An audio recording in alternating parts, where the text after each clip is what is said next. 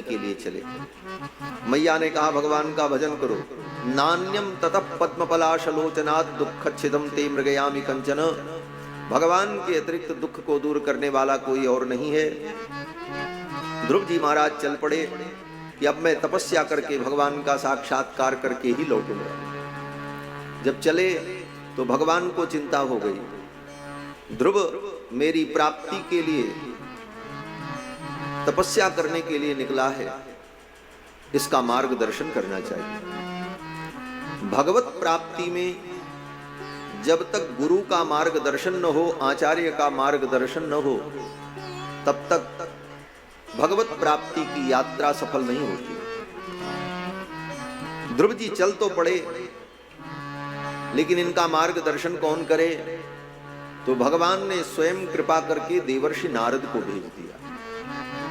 जब कोई जीव भगवत प्राप्ति के लिए चलता है, संकल्प करता है, विचार करता है, उसके हृदय में प्रेरणा होती है, तो भगवान ही कृपा करके किसी सद्गुरु की प्राप्ति करा देते हैं और उस सद्गुरु के द्वारा उपदेश प्राप्त करके उस मार्ग में वो प्रवृत्त हो जाता है। गुरु की प्राप्ति भी भगवान की ही कृपा से होती है।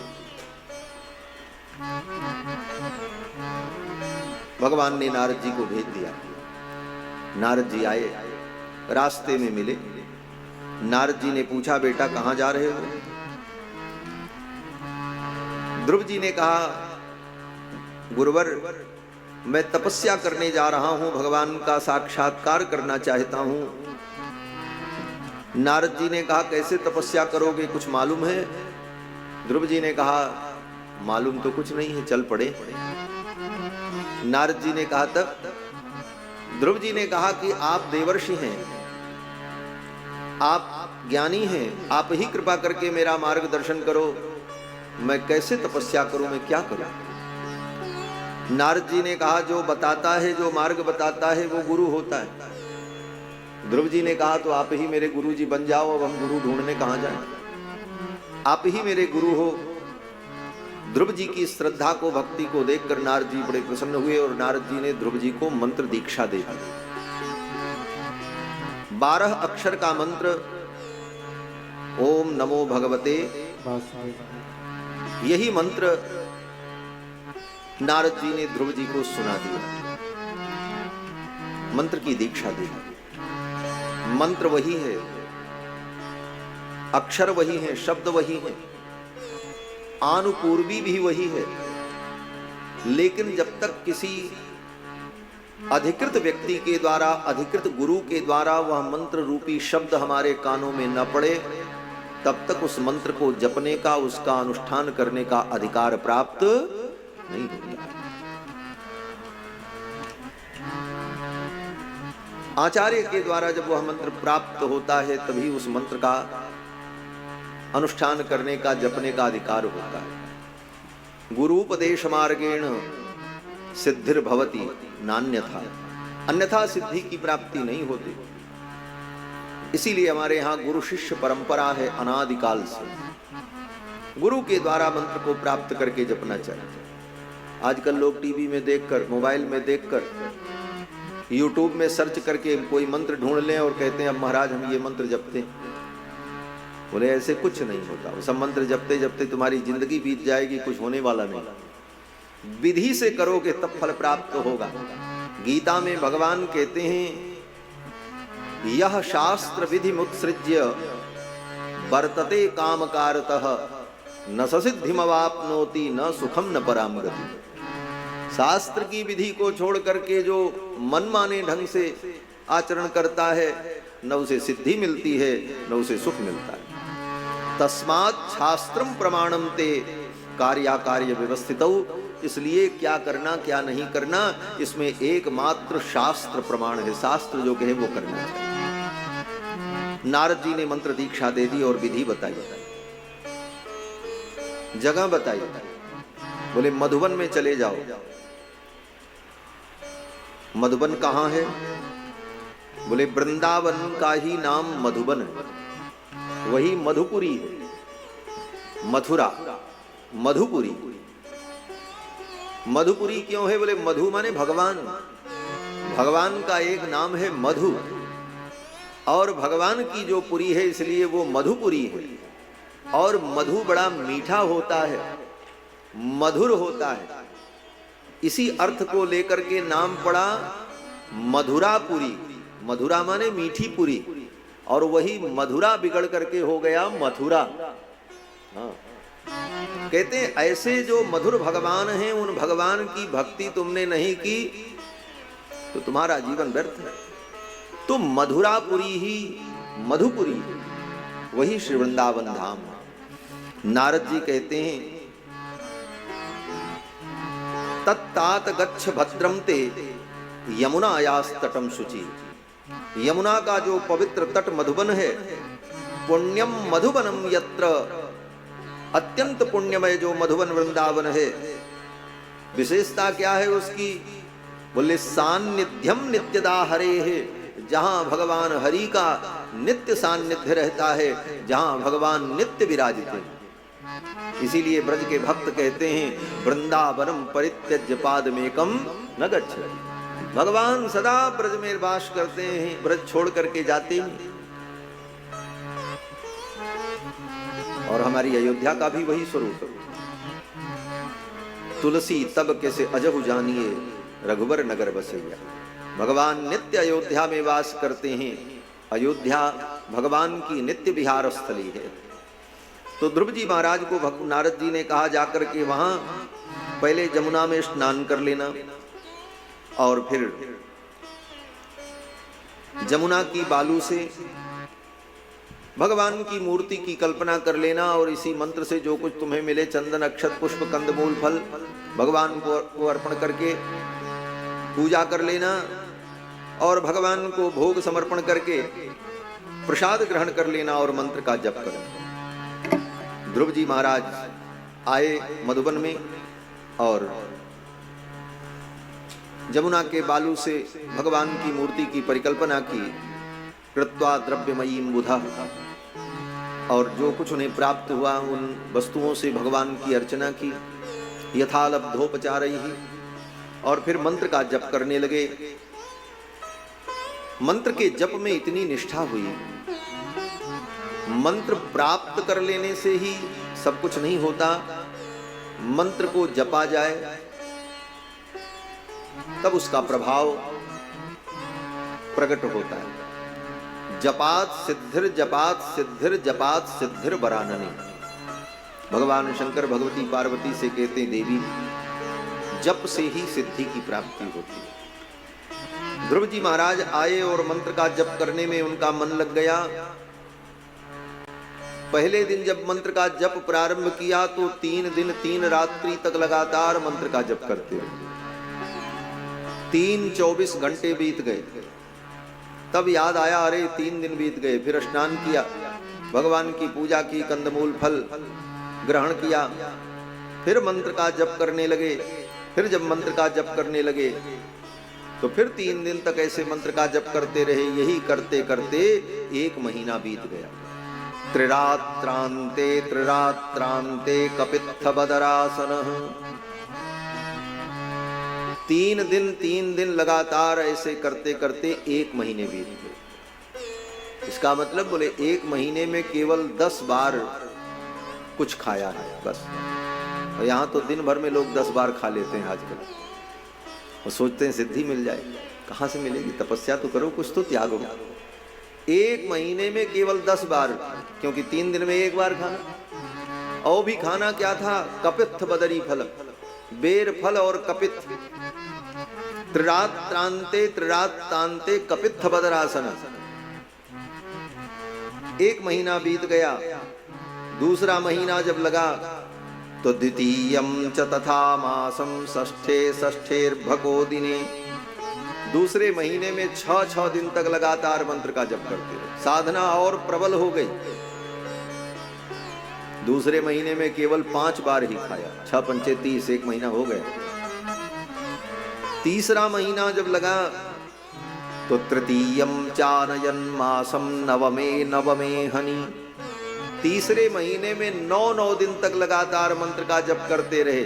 तीसरे महीने में तो 3 बार ही कंदमूल फल और कपित्थ फल खाया और जमुना जल पिया। मंत्र का जप करते रहे।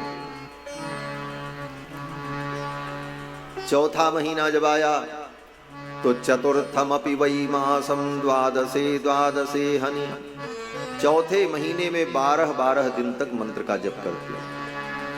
महीने में 2 बार ही कुछ ग्रहण किया, 12 दूनी 24, तीसरा मौका मिला ही नहीं। 5वां महीना लग गया और 5वां महीना जब लगा तो अखंड समाधि लग गई। मैत्रेय जी कहते हैं कि पंचमे मास्यनुप्राप्ते जितश्वासो नृपात्मजः, 5वें महीने में ध्रुव जी ने अपनी श्वास को भी जीत लिया। भोजन पानी कंदमूल तो बहुत दूर की बात, अब श्वास लेने की भी जरूरत नहीं, अखंड समाधि लग गई। वो भी कैसे? बैठ करके आराम से किसी वृक्ष और स्थूण की टेक लगा करके, बोले नहीं, एक पैर पर खड़े होकर, एक पैर पर खड़े हैं और दूसरे पैर को मोड़कर घुटने पर टिका दिया। ध्यायन् ब्रह्म पदैकेन तस्थौ स्थाणुरिवाचलः, सर्वतो मन आकृष्य हृदि भूतेन्द्रियाशयम्, ध्यायन् भगवतो रूपम नाद्राक्षीत किंचना परम। मैत्रेय जी कहते हैं कि एक पैर पर खड़े होकर दूसरे पैर को घुटने पर टिका दिया और अपने मन को, अपनी इंद्रियों को संसार से खींचकर एकमात्र अपने हृदय में अंतर्यामी परमात्मा भगवान नारायण के चरणों में लगाकर अपने हृदय में ही भगवान का दिव्य दर्शन करने लगे। ध्यायन् भगवतो रूपम नाद्राक्षीत किंचना परम, भगवान के अतिरिक्त उनकी इंद्रियों में, उनके विचार में, उनकी बुद्धि में, उनके चित्त में दूसरा कोई विषय नहीं।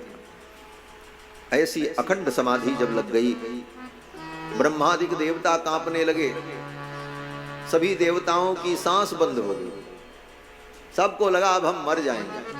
सब दौड़े दौड़े देवता भगवान के पास गए। तपस्या ध्रुव जी कर रहे हैं और सांस बंद हो गई देवताओं की। ऐसा क्यों हुआ?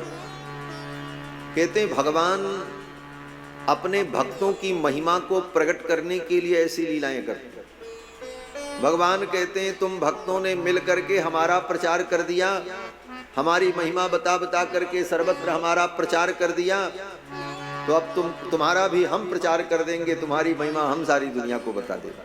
इसीलिए भगवान अपने भक्तों की महिमा को स्वयं प्रकट कर देते हैं। यद्यपि भगवान के भक्तों को अपनी महिमा प्रिय नहीं होती, लेकिन भगवान चाहते हैं मेरे भक्तों की महिमा संसार में। जैसे कोई पिता अपने बेटे के नाम को सुनकर, अपने बेटे का नाम, कीर्ति, वैभव जब देखता है तो उसे बड़ी प्रसन्नता होती है, उसी प्रकार भगवान भी चाहते हैं मेरे इन भक्तों की महिमा संसार में विस्तार को प्राप्त करें। और भगवान ऐसी ही लीला करते। भगवान ने ऐसी लीला की, उन देवताओं की श्वास बंद हो गई, सब दौड़े दौड़े भगवान के पास गए। देवताओं ने कहा महाराज नैवम विदामो भगवान प्राणरोधम, हे भगवान हमारा प्राण अवरुद्ध हो रहा है, लगता हम मर जाएंगे। विधेहि तन्नो ब्रजनाथ विमोक्षम प्राप्ता वयम त्वाम शरणम शरण्यम, हमारी रक्षा करो, हम आपकी शरण में आए हैं। देवताओं ने ये प्रार्थना की। भगवान ने कहा चिंता मत करो, मां भैष्टबालम तपसो दुरत्ययान निवर्तयिष्ये प्रतियात् स्वधाम, आप लोग भयभीत मत हो, कुछ नहीं होने वाला है। ये जो कुछ हो रहा है, आपकी जो श्वास अवरुद्ध हो रही है, ये मेरे भक्त ध्रुव की तपस्या के कारण, उसकी कठिन तपस्या के कारण ऐसा हुआ है। और मैं जा रहा हूं, जा करके अपने भक्त ध्रुव की इच्छा को पूर्ण करूंगा, आप लोग चिंता मत करो। देवता लोग अपने अपने धाम को चले गए और भगवान बोले भगवान मधुबन में आए। सहस्र शीर्षापि ततो गरुत्मता मधोर्वनम भृत्य दिदृक्षयागतः।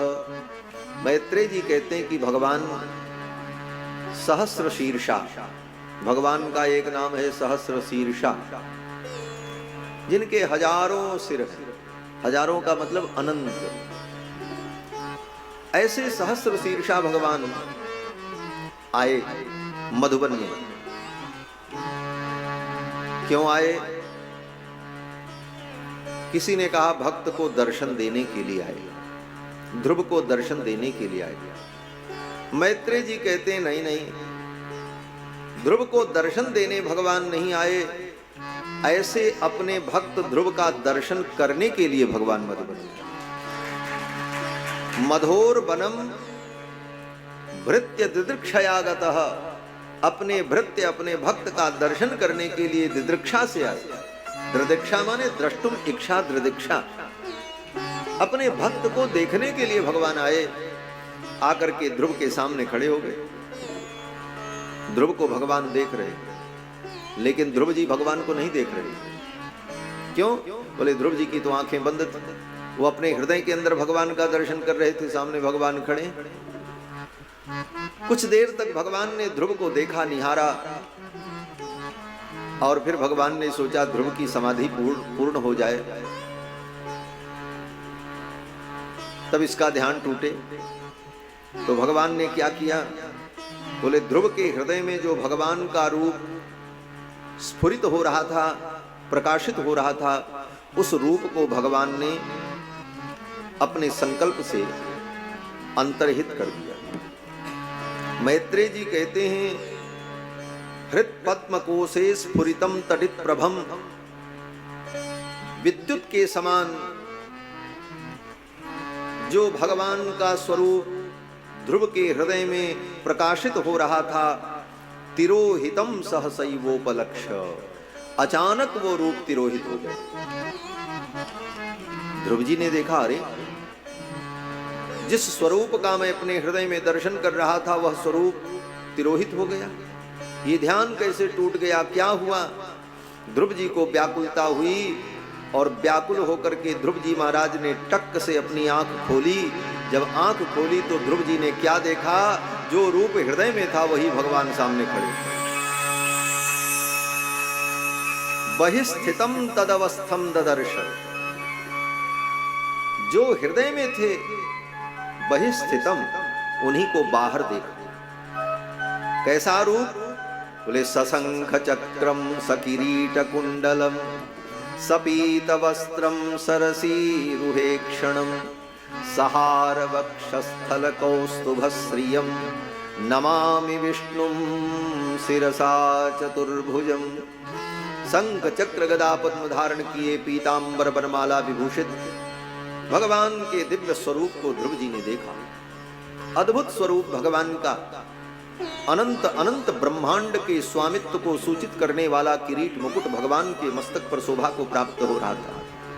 गभुआरी अलकावली, कानों में मकराकृत कुंडल, अष्टमी के चंद्रमा के समान भगवान का सुंदर ललाट, ललाट पर ऊर्ध्वपुंड्र की रेखाएं, मध्य में श्री चूर्ण की सुंदर रेखा दीप शिखा के समान, बगल में मत्थे पर केसर की खौर, दिव्य कमानदार भौहें, नासिका के मूल से लेकर के कान के मूल पर्यंत विशाल भगवान के नेत्र, कर्णांत लोलेक्षणम, दिव्य भगवान के कपोल, ऐसे सुंदर भगवान के सुचिक्कन कपोल, काश्मीरी शेब की भी सुषमा को जो लज्जित कर दें, ऐसे सुंदर भगवान के कपोल, समुन्नत नासिका, नासिका में नासामणि नासाभरण, भगवान के सुंदर सुमधुर अधर, जिन अधरों की अरुणिमा को देखकर, जिन अधरों की अरुणिमा को देख करके आर्य ललना अपने आर्य चरित्र से विचलित हो जाएं, ऐसे भगवान के सुमधुर अधर,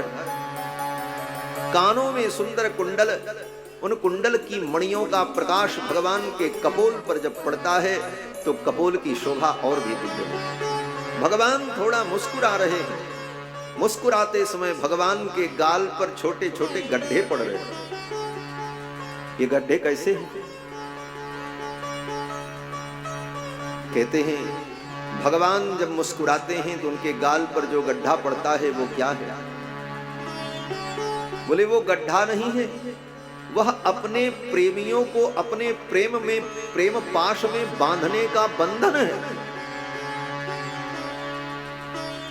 हमारे अयोध्या के बड़े सिद्ध कोटि के संत श्री श्रीलमणि जी महाराज भगवान के स्वरूप का जब वर्णन करते हैं तो कहते हैं, ताज बकीली ऐन छबीली हसन सुधा के कुंडे हैं। जब भगवान हंसते हैं तो उनके कपोल पर जो कुंड बनता है, गड्ढा बनता है, ताज बकीली ऐन छबीली हसन सुधा के कुंडे हैं, बिहसत परत कपोलन पे अति मधुर प्रेम जन फंदे हैं। वो प्रेम के फंदे हैं जो भक्तों को उस प्रेम फंदे में बांध लेते हैं। ऐसे भगवान के सुंदर कपोल,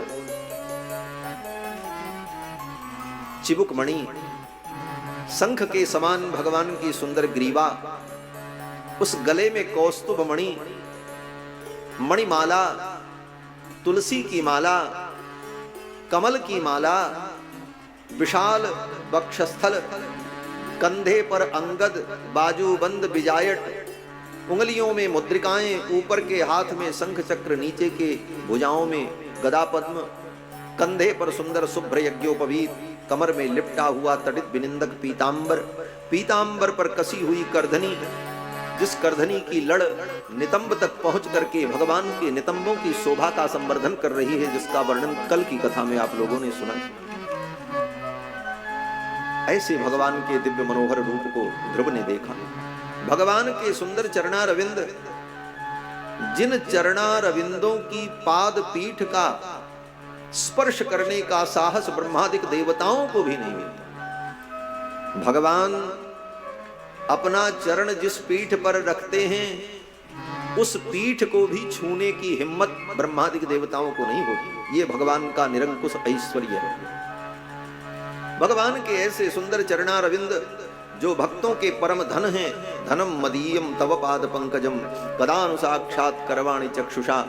भगवान के ऐसे दिव्य चरणारविंद, जिन चरणारविंदों की एक रज कणिका को प्राप्त करने के लिए बड़े बड़े योगी महात्मा अमलात्मा विमलात्मा लोग जन्म जन्म तक साधन करते हैं, ऐसे भगवान के चरणारविंद। नख से लेकर सिख पर्यंत भगवान के मनोहर रूप को देखकर ध्रुव जी के हृदय में आनंद की धारा प्रवाहित हो पड़ी और ध्रुव जी सोचने लगे, मैं भगवान की कैसे स्तुति करूं। मानो ध्रुव जी अपनी आंखों से भगवान को पी रहे थे। दृग्भ्याम प्रपश्यन प्रविपन निवार्भक। और भगवान ध्रुव को देखते हुए मानो अपने नेत्रों से वात्सल्य की वर्षा कर रहे थे। कहते हैं कि ध्रुव जी ने मन में सोचा, मैं भगवान की स्तुति करूं। भगवान मेरे सामने खड़े, लेकिन ध्रुव जी को कोई स्तुति मालूम नहीं थी। भगवान ने कृपा की, अपने ज्ञानमय शंख को ध्रुव के गाल में ऐसे सटा दिया। बाईं भुजा में भगवान ने शंख ले रखा था, उस शंख को ध्रुव के गाल पर ऐसे सटाया। कृतांजलिम ब्रह्ममयेन कंबुना पस्पर्श बालम कृपया कपोले। कृपा करके भगवान ने ज्यों ही अपने कंब को, शंख को ध्रुव के गाल में सटाया, उसी समय चारों वेद, 6 शास्त्र, समस्त विद्याएं ध्रुव के अंदर प्रकट हो गई। पढ़ना नहीं पड़ा, सारी विद्याएं ध्रुव जी के अंदर उसी क्षण प्रकट हो गई। विद्या अस्थाई वही होती है जो भगवान की कृपा से प्राप्त होती है। अपने परिश्रम से, अपने बुद्धि से, अपने मेहनत से रट करके, पढ़ करके जो ज्ञान व्यक्ति अर्जित करता है वह ज्ञान स्थायी नहीं होता। वो ज्ञान स्थायी नहीं होता। भगवत कृपाजन्य जो ज्ञान होता है वही ज्ञान स्थायी होता है। क्यों बोले, ये जो तुमने बटोरा रट करके, याद करके, समझ करके अपने पुरुषार्थ से, वो आगंतुक है। आगंतुक जो होता है वो चला जाता है, जो आता है वो जाता है।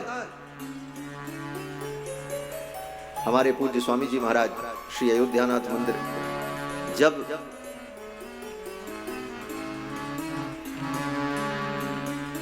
अंतिम समय में स्वास्थ्य उनका बहुत अनुकूल नहीं रहता था, क्योंकि शरीर का धर्म है,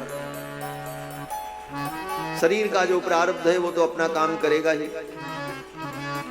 तो हम लोग महाराज जी के पास जाएं तो पूछें, तो एक दो तीन बातें बड़ी महत्वपूर्ण पूज्य महाराज जी ने कही थी। एक बात कहते थे स्वामी जी कि बेटा, जो बाहर से ज्ञान आता है वो काम नहीं करता, जो भीतर का ज्ञान होता है वही काम करता है। बाहर से आया हुआ आगंतुक ज्ञान साथ नहीं देता। और दूसरी बात कहते थे, हम लोग पूछें, ये तो जगत का व्यवहार है, कोई बीमार होता है उसके पास हम लोग जाते हैं तो सहानुभूति में पूछते हैं आप कैसे हैं, स्वस्थ हैं? तो कोई अगर पूछ ले आप स्वस्थ हैं, तो ऐसे बीमारी अवस्था में भी कहते थे हाँ हम तो स्वस्थ हैं लेकिन शरीर स्वस्थ नहीं। तो इसका मतलब यही है, हम शरीर नहीं हैं, हम तो आत्म रूप हैं, यही आत्मबोध है। पूज्य स्वामी जी कहते थे हम तो स्वस्थ हैं, शरीर स्वस्थ है। हम और शरीर इन दोनों के भेद को जान ले, यही तो ज्ञान है। और जब तक हम शरीर को ही हम मानते रहे, यही अज्ञान है। इसी को कहा गया है देहाभिमान, देहाध्यास, अपने देह को ही अपना स्वरूप मान लेना। ये देह हमारा स्वरूप नहीं है, हम तो आत्म रूप है। तो भगवान ने कृपा की, ध्रुव जी के अंदर संपूर्ण ज्ञान प्रकट हो गया और ध्रुव जी ने भगवान की बड़ी सुंदर स्तुति की। ध्रुव जी ने स्तुति करते हुए कहा, योऽन्तः प्रविश्य मम वाचमिमां प्रसुप्तां संजीवयत्यखिल शक्तिधर स्वधाम्ना अन्यास्तहस्तचरणश्रवणत्वगादीन् प्राणान् नमो भगवते पुरुषाय तुभ्यम्। हे भगवान, मैं आपको प्रणाम करता हूँ। आपने मेरे अंतःकरण में प्रविष्ट होकर के मेरे प्रसुप्त ज्ञान को जागृत कर दिया। मेरे अंग प्रत्यंग को आपने स्वस्थ और सुंदर बना दिया। आप ही एक ऐसे तत्व हैं, एकस्त्वमेव भगवन् निदमात्म सत्या मायाख्योरुगुणया महदाद्य शेषम। आप अपनी माया रूपिणी शक्ति के द्वारा, आत्मशक्ति के द्वारा अनंत अनंत रूप में, इस सृष्टि के रूप में आप ही दिखाई पड़ते हैं। सृष्ट्वानुविश्य पुरुषस्तदगुण तदसद्गुणेषु नानेव दारुष विभावसुवद विभासि। ये जो कुछ है, पेड़, पत्थर, ईंटा, जल, पृथ्वी, वायु, आकाश, ध्रुव जी कहते हैं इन सब को आपने उत्पन्न किया और उत्पन्न करने के बाद सृष्ट्वानुविश्य, इन सब को बनाने के बाद, सृष्टि करने के बाद आप इसी में आकर के बैठ गए। इसी को वेदांत में कहा गया, तत्सृष्ट्वा तदेवानुप्राविशत्। भगवान ने संपूर्ण सृष्टि को उत्पन्न करके फिर उसी सृष्टि के अंदर अंतर्यामी रूप में भगवान व्याप्त हो गए, विराजमान हो गए। वो सब में व्याप्त हो गए, इसीलिए वो विष्णु है। व्याप्नोतीति विष्णु है। उपनिषद में भी यही कहा, ईशावास्यमिदं सर्वं यत्किंचित् जगत्यां जगत् तेन त्यक्तेन भुञ्जीथाः मा गृधः कस्य सुद्धनम। यह संपूर्ण सृष्टि परमात्मा का आवास है और भगवान सबको प्रकट करके फिर उसमें प्रविष्ट हो गए। और प्रविष्ट होकर के भगवान क्या कर रहे हैं? बोले विहार कर रहे हैं। उदाहरण दिया, जैसे मकड़ी को देखा है, यही उदाहरण दिया जाता है वेदांत में। मकड़ी जाल बनाती है, बढ़िया जाल बुनती है, ऐसे घेरा बनाती है, फिर बीच बीच में उसमें सपोर्टिंग देती है, तो बढ़िया जाल बनाती है।